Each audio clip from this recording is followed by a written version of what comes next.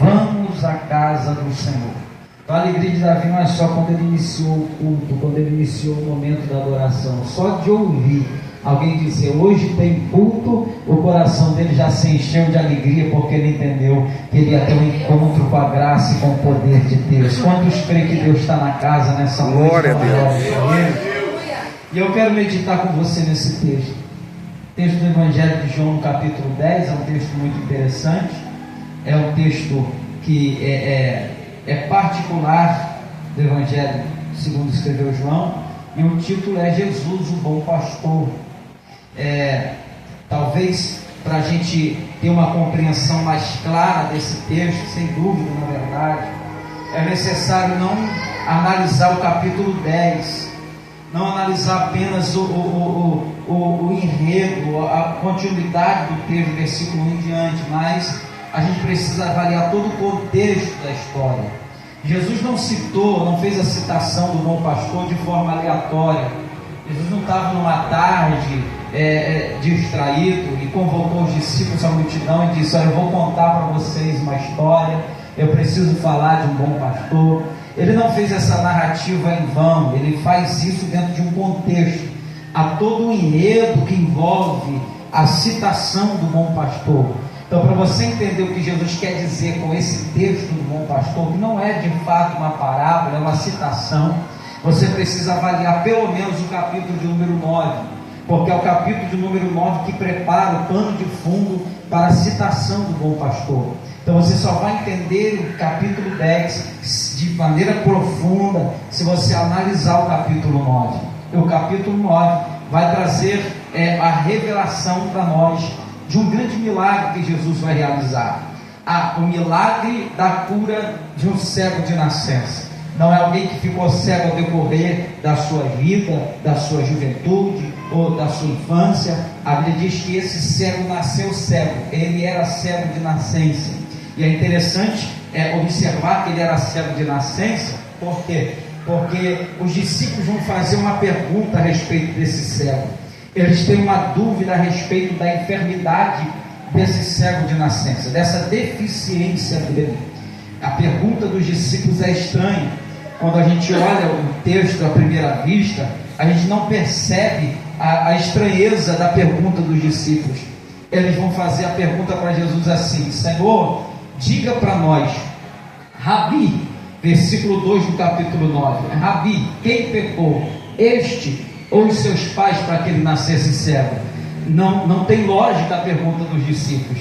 Se eles perguntam, os seus pais pecaram para que ele nascesse cego, isso seria compreendido, porque dentro da religiosidade, da tradição, da mentalidade do Antigo Testamento, tinha-se a ideia daquilo que nós entendemos como maldição hereditária. Então, quando alguém da família, um pai ou uma mãe, tinha algo que o desqualificasse, ou que era considerado um pecado muito grande, ou que era considerado uma afronta contra Deus, a ideia que se tinha é que esse pecado se manifestaria no filho, que esse pecado ia se manifestar em alguém. Por isso que quando você vê pessoas aleijadas, pessoas cegas, no contexto do Antigo Testamento, e até no início do Novo Testamento, Jesus vai vir para quebrar esse conceito, essa ideia formalizada na mentalidade dos judeus. Mas você vai perceber que essas pessoas eram completamente rejeitadas, elas não eram aceitas na sociedade, elas eram pessoas tidas como alguém amaldiçoado, que tinha sobre si um peso de maldição, que foi estabelecido pelo próprio Deus, por conta do pecado de um familiar, do pai, da mãe ou algo parecido. A ideia que se tinha é que a maldição poderia visitar até a terceira e a quarta geração. Então, quando os discípulos veem esse homem cego, eles têm em mente isso. Ele está debaixo de uma maldição hereditária, mas eles não têm tanta certeza, então eles perguntam, quem pecou? Ele ou seus pais? Se os pais tivessem pecado, a justificativa seria, maldição hereditária. Mas está dizendo, ele ou seus pais pecaram. Não tem lógica dizer que ele pecou antes do seu próprio nascimento. Como é que ele vai dizer? Como é que eles podem dizer? Ele pecou, seus pais pecaram. Se ele não poderia podia ter pecado antes do seu próprio nascimento. Então eles não têm nem certeza da pergunta que estão fazendo. Eles só querem entender por que esse homem está doente, por que ele nasceu daquela forma. Eles querem que Jesus dê uma explicação lógica para aquele homem ser cego de nascença. Aí Jesus então vai responder para eles dizendo: olha, ninguém pecou, porque tudo vocês acham que é pecado, porque tudo vocês atribuem a ideia de maldição, por que vocês acham que tudo é resultado de pecado cometido, de um passado transgressor? Não é nada disso. Ele não pecou, nem seu pai nem sua mãe pecou. Então por que ele está assim? Jesus vai dizer: para que nele se manifeste as obras de Deus, para que o poder de Deus se manifeste nele, para que a mente de vocês esteja confusa agora, tentando encontrar resposta para a crise, para o problema, para a doença que ele está vivendo, e eu vou chegar agora para curar ele, confundir a mente de vocês e fazer vocês entenderem que existe processo que Deus permite para que a glória de Deus se manifeste, que nada vai se justificar por pecado, que nem toda crise é resultado de pecado, de transgressão, porque talvez a gente, como Davi muitas vezes orou. Se você observar o Salmo 119, verso 12, Davi está fazendo uma oração a Deus.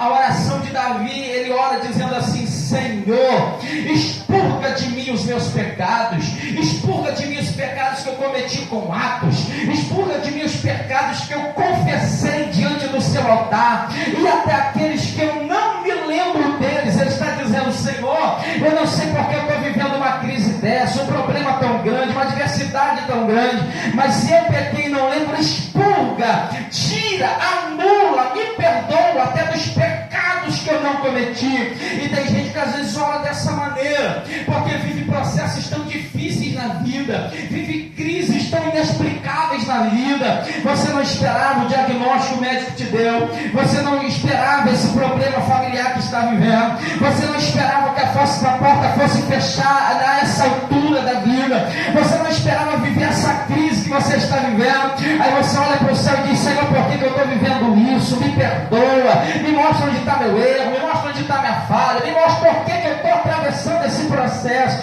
Aí Deus te traz aqui nessa noite para te dizer: não é resultado de pecado, é permissão de Deus na sua história, porque a porta só pode abrir se estiver fechada, a doença só pode ser curada se o diagnóstico for negativo, a crise só pode ser solucionada se você viver ela, o mar só pode fender ao meio se você estiver diante do mar vermelho. O Senhor está dizendo: fica em paz, porque eu não vou atribuir isso a pecado, isso é o processo que eu te permiti viver, mas eu já estou abrindo uma porta de escape para você, porque eu não permito crise sem abrir a porta de escape. Eu quero revelar o meu poder na sua vida. Quando crê nessa palavra, levante a mão para dar glória para Jesus.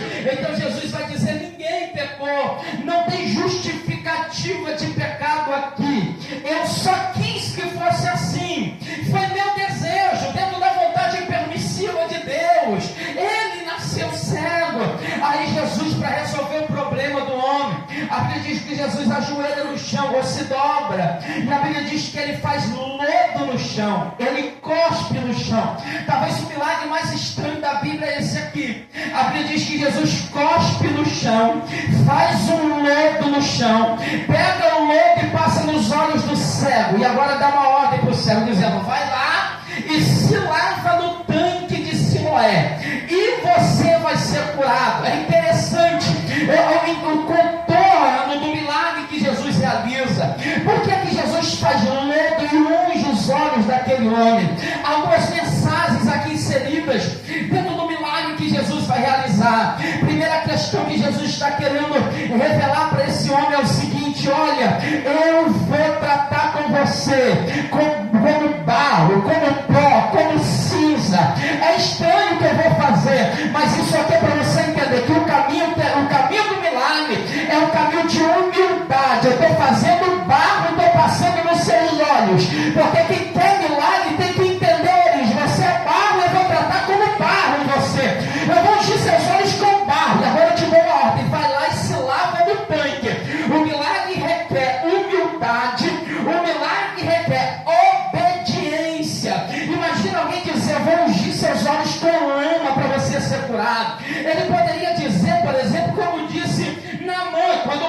profeta diz, mergulha no rio, ele vai dizer, tem outros rios melhor do que esse. Existe outro método para o milagre acontecer. Por que eu vou mergulhar no Rio Jordão, que é um rio sujo de barro? Alguém vai andar dizendo, se te pedisse algo pior, você permitiria. Então faz o que ele está te mandando e não questiona. Porque quem quer milagre tem que ser humilde e tem que ser obediente. Louvado seja o nome de Jesus. Unge os olhos com lama, untou com lama. Agora vai lá, faz como eu estou mandando, vai se lavar no tanque de Siloé. Ele vai obedecendo, ele não está entendendo nada, mas ele obedece. Ele vai sem enxergar, mas ele obedece. Ele vai sem entender, mas ele obedece, porque ele sabe, eu já vivi tanta coisa e nada deu certo até agora, então eu vou resolver obedecer, eu vou seguir a orientação dele, porque eu creio que alguma coisa diferente vai acontecer. Ele vai obedecendo. Quando chega no tanque, ele se lava. E o nome do tanque é Siloé, que significa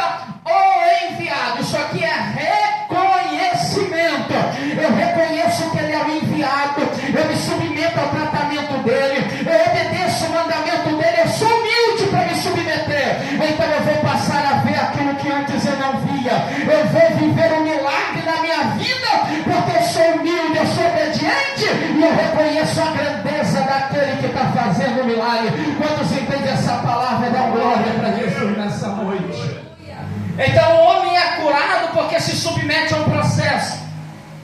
É nesse enredo que Jesus vai contar a parábola. Por quê? Porque depois dele ser curado, começa alguns questionamentos. Depois que esse homem é curado, alguns questionamentos começam a acontecer.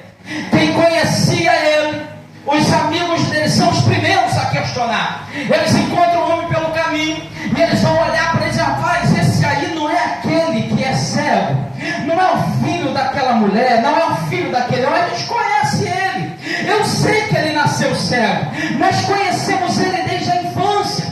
Como é que agora ele está enxergando? Aí chegam diante dele e pergunta, é você mesmo aquele que nasceu cego? Ele vai dizer, sou eu. Você está vendo mesmo? Ele está dizendo, eu vejo, agora eu consigo enxergar, porque Jesus fez um milagre na minha vida. Eles não ficam satisfeitos com aquilo. Eles vão dizer, olha, se fez um milagre, você vai ter que ir para o sacerdote agora. Aí levam ele para o sacerdote. Primeiro questionamento é dos amigos. Segundo questionamento é dos sacerdotes. Os sacerdotes olham para ele e vão perguntar, você de fato era cego? Ele vai dizer, eu era cego. Eu nasci cego, eu nunca tinha visto na vida. Eles perguntam, quem é que te curou? Ele vai dizer, foi Jesus. E quem ele é? Não é, para mim ele é um profeta, porque ele me curou. Eu nunca vi ninguém fazer um milagre como esse. Ele restaurou a minha visão. Aí os sacerdotes não ficam satisfeitos. Olha o enredo da história. Eles dizem, vamos lá chamar o pai e a mãe dele. Chama o pai e a mãe, traz para o templo. Aí pergunta o pai, é seu filho esse? Ele vai dizer, é meu filho. Era cego? Era. Pergunta para a mãe, é seu filho? Era cego. Então como é que ele está vendo agora? Explica para a gente. O pai e a mãe olham e dizem, olha, eu não sei de nada, eu não sei explicar como ele vê, mas eu sei que esse é o nosso filho. Ele de fato era cego e agora ele está enxergando. Aí questiona o homem mais uma vez, você era cego mesmo? É você? Ele diz, olha, por que vocês estão me perguntando toda hora isso? Eu sei que eu era cego, agora eu enxergo. E esse homem é quem? Ele é um pecador. Ele não podia ter te curado, porque ele é um pecador. Ele olha para eles e diz, olha, se ele é pecador, isso é julgamento de vocês. A única coisa que eu sei é, eu era cego e agora eu vejo. E contra fato não existe argumento. Vocês podem falar o que quiser dele, pode dar o título que quiser para ele, mas o que ele fez na minha vida ninguém muda. O que ele realizou na minha história, o argumento de vocês não vai deturpar e desconfigurar. Eu sei que eu não enxergava, mas depois que ele me viu, eu passei a enxergar e o milagre aconteceu na minha vida. Deixa eu ver quem está entendendo essa palavra aqui. Deixa eu ver quem está entendendo essa palavra aqui. Porque contra fato não existe argumento. Presbítero Jorge, não existe argumento mais poderoso do que os fatos e o testemunho daquilo que Deus realizou na minha vida. Eu posso subir aqui e pregar, eu posso subir aqui e argumentar da melhor maneira, mas nada convence mais do que o argumento, ou melhor, do que o testemunho, do que uma vida transformada, do que uma vida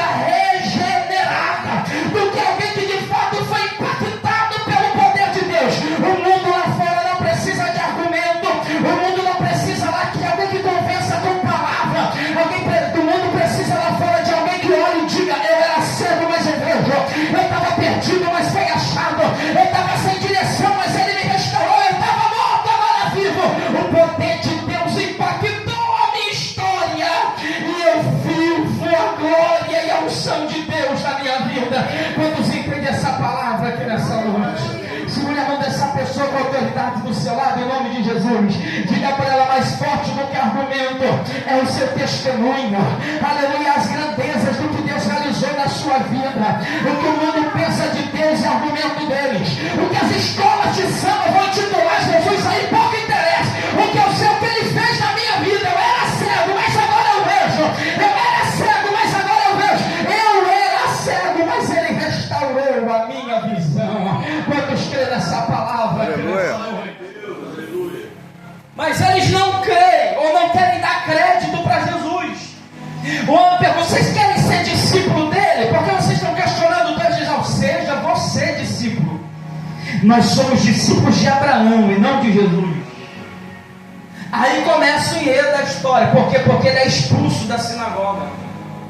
Aí eu me questionei: por que ele foi expulso? Lucas, esse homem foi expulso por uma única razão. Qual, pastor? Ele passou a enxergar. O fato dele passar a enxergar incomodou os sacerdotes. O fato dele passar a ver incomodou esses que não são pastores, são mercenários. É aqui que é o enredo. Por isso que Jesus vai dizer: esses são mercenários. Quem vem antes de mim é mercenário. Eles não têm preocupação com as ovelhas. Eles não têm preocupação com o povo. Eles não querem que o povo seja curado. Eles preferem, na verdade, que você permaneça cego. Se você ficar cego, é melhor para eles, porque eles manipulam melhor. Mas quando você passou a enxergar, você não faz parte mais do ambiente. Aí Jesus começa a contar a narrativa do bom pastor. E ele vai dizer: todos que vieram antes de mim são ladrões e salteadores. Por quê? Porque quem é pastor não sobe por outra parte. Quem sobe por outra parte é ladrão e é salteador. Quem é ladrão e salteador e não tem amor pelas almas, pelas ovelhas, usará de métodos e de mecanismos para prender o seu rebanho e mantê-los aprisionados dentro de uma religiosidade e dentro de um autoritarismo religioso, onde é melhor que ninguém veja nada. Jesus vai dizer: mas quem entra pela porta é o pastor das ovelhas. Eu estou sentindo a graça de Deus aqui. Aleluia, glória a Jesus. Jesus está dizendo: o meu meio de acesso não é pulando, não é saltando por outra parte, não é manipulando ninguém, não é tocando no emocional de ninguém, não é mexendo no psicológico de ninguém. O meu método de acesso às vidas, às ovelhas perdidas, é pela porta. Eu quero acessar pela porta, eu quero entrar pela porta. É por isso que Apocalipse vai dizer: eis que estou à porta e eu bato. Quem abrir a porta, eu entrarei e cearei com ele e ele comigo, porque o meu acesso não é um acesso forçado. Eu quero permissão para acessar. Quem está ouvindo a voz de Deus aqui nessa noite? Aleluia. Eu quero permissão para acessar. Eu entro pela porta, porque eu não sou ladrão, eu não sou um salteador. A estes o porteiro abre, as ovelhas ouvem a sua voz e chama pelo seu nome as suas ovelhas e as traz para fora. Eu sinto a graça de Deus aqui. Glória a Deus. E quando as tira para fora, as suas ovelhas vão diante delas, as suas ovelhas o seguem. Por quê? Porque conhecem a voz do pastor. Oh, Espírito de Deus. Elas não vão seguir ao mercenário, versículo 8. Não vão seguir ao estranho, vão fugir dele, porque não conhecem a voz do estranho. Agora entenda isso aqui que eu vou te dizer. Eu não preciso conhecer 1000 vozes, eu só preciso conhecer a voz do pastor. Oh, Espírito de Deus. Eu faço distinção das vozes falsas pela voz verdadeira.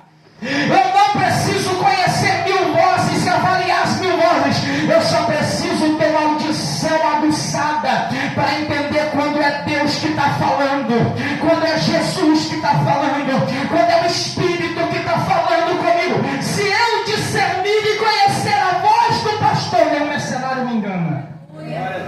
Oh, Espírito Santo de Deus. Quantos conhecem a voz do pastor aqui nessa noite? Aleluia, glória a Deus. Quantos conseguem discernir a voz dele aqui nessa noite? Coloque a mão no seu coração por alguns instantes. Eu vim aqui para ministrar sobre a sua vida e dizer: você não é qualquer um. O Senhor está dizendo: eu quero desenvolver esse nível de relacionamento com você, meu filho.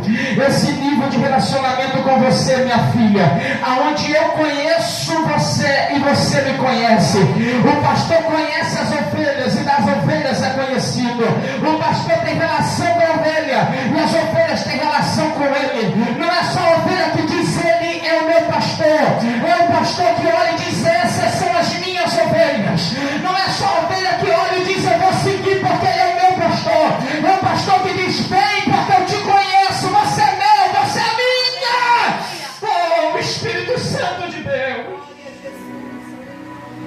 É o pastor que tem relacionamento com a ovelha, e a ovelha que tem relacionamento íntimo com o pastor.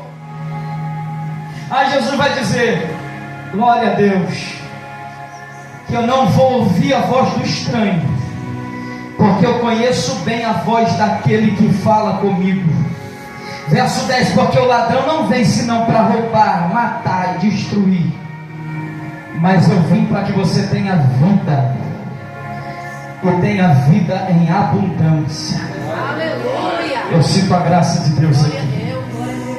Quando a gente lê esse texto, versículo 10, talvez é o mais conhecido texto, Jefferson, a gente usa esse texto em oração muitas vezes, para dizer: o ladrão veio matar, roubar, destruir. O diabo quer te destruir, o diabo quer acabar com a sua vida, os demônios querem destruir a sua família. É claro que esse é o intento do inferno, é claro que esse é o intento do diabo. Mas nesse texto, o texto não está falando do diabo, não está falando de demônios. Esse texto está falando de religiosidade. Esse texto está falando de uma compreensão equivocada do que é relacionamento com Deus, de alguém que não é guiado verdadeiramente pelo bom pastor, que vive uma religiosidade morta, enclausurada, aonde tudo se resume à liturgia, a dogma, a culto. O Senhor está dizendo que eu quero que você não é isso. Eu quero relacionamento de ovelha e pastor. Eleva-se, alabando Deus. Porque o interesse do pastor, que é pastor de verdade, não é extrair a lã da ovelha. O texto vai dizer: quem é mercenário só tem interesse financeiro na ovelha. Entenda isso aqui. É por isso que ele não vai defender a ovelha quando o perigo se apresentar. O texto vai dizer: se o lobo vier, ele abandona a ovelha. Por quê? Porque não tem cuidado da ovelha. Ele tem interesse no que a ovelha entrega.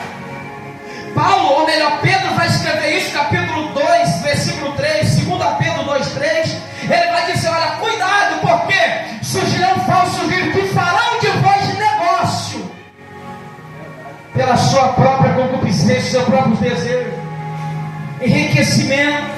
Jesus está dizendo: não é essa a relação que eu tenho com vocês. A minha intenção não é uma intenção de extrair, de retirar, de usurpar. O bom pastor não usurpa. O bom pastor não arranca de você. O bom pastor dá a vida pelas suas ovelhas. Eleva-se. Eu vou mostrar que eu sou pastor como? Morrendo pelas minhas ovelhas. Oh, louvado seja o nome de Jesus. Dando a vida pelas minhas ovelhas, para que vocês tenham vida e vida com abundância. Eleva-se. O bom pastor quer cuidar de você.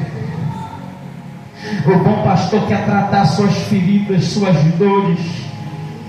O bom pastor quer arrancar de você, aleluia, todo o peso e todo o fardo exagerado que alguém quis colocar sobre a sua vida, todo o peso do passado que alguém colocou, todo o peso de maldição que alguém lançou. O Senhor está dizendo: se você ouvir a minha voz hoje, eu te trago para fora. Se você ouvir a minha voz hoje, eu te arranco dessa prisão da sua mente, essa prisão emocional, psicológica que você está vivendo.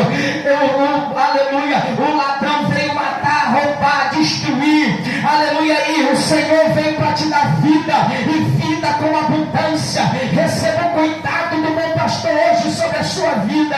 Receba o tratamento do bom pastor hoje sobre a sua vida. Quantos querem ser tratados e cuidados por Ele aqui nessa noite?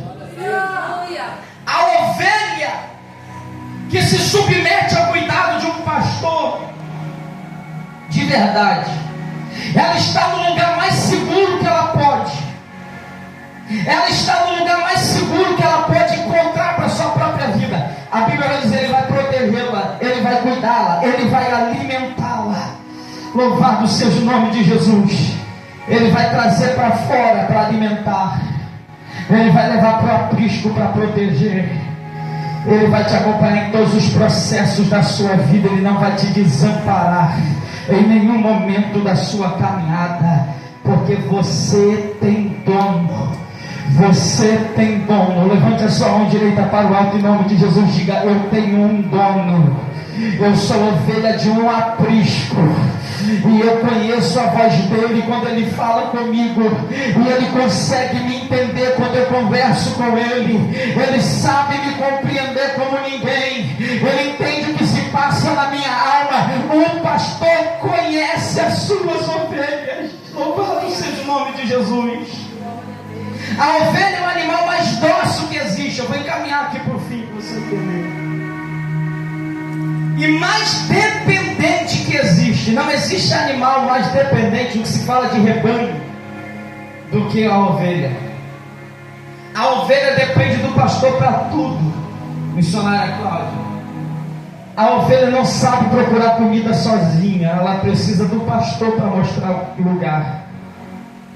A ovelha não sabe se defender sozinha. Se o animal feroz vier, ela é presa fácil para o inimigo. Oh, Espírito de Deus. A ovelha não consegue encontrar o lugar de casa sozinha. O pastor tem que chamá-la para ela seguir, aleluia, a direção da voz do pastor. Eleva-se.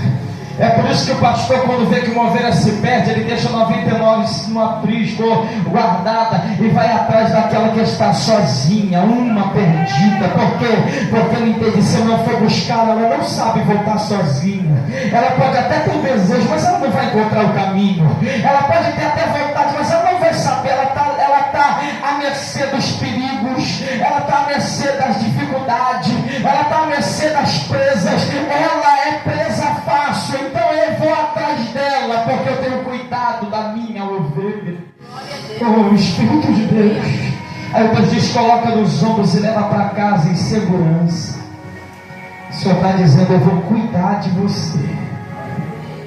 Quando você entender que você é minha ovelha, que você não tem vontades próprias, que você não segue o seu próprio caminho, que a voz mais importante não é a sua voz, não é a voz do seu desejo, não é a voz dos seus planos, dos seus projetos, não é a voz mais importante é a voz do pastor. Quando você aprender a ouvir a voz dele, seguir a orientação dele, se guiar pela voz dele, você vai encontrar um lugar de segurança no aprisco do Senhor.